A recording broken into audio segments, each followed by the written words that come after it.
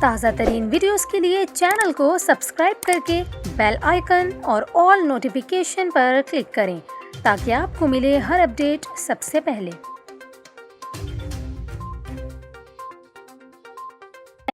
اور یہاں پر آپ کو خبر دیں، chief justice Pakistan justice Umar Ata Bandial نے ڈپٹی اسپیکر پنجاب اسمبلی کی رولنگ کے خلاف پرویز الہی کی درخواست پر سماعت کے دوران ریمارکس دیے ہیں کہ سپریم کورٹ بار کے سابق صدور کے کہنے پر فیصلہ نہیں کر سکتے، سب کو سن کر فیصلہ کریں گے۔ وزیر اعلیٰ کے انتخاب میں ڈپٹی اسپیکر پنجاب اسمبلی کی رولنگ کے خلاف پرویز الہی کی درخواست پر سماعت chief justice Pakistan justice Umar Ata Bandial کی سربراہی میں 3 رکنی بینچ کر رہا ہے۔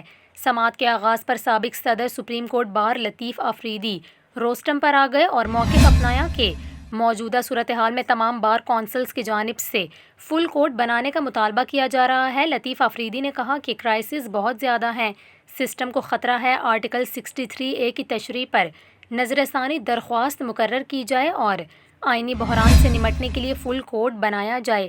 چیف جسٹس عمر عطا بندیال نے ریمارکس دیے کہ آپ سب کا بہت احترام ہے، آپ کے مشکور ہیں کہ معاملہ ہمارے سامنے رکھا۔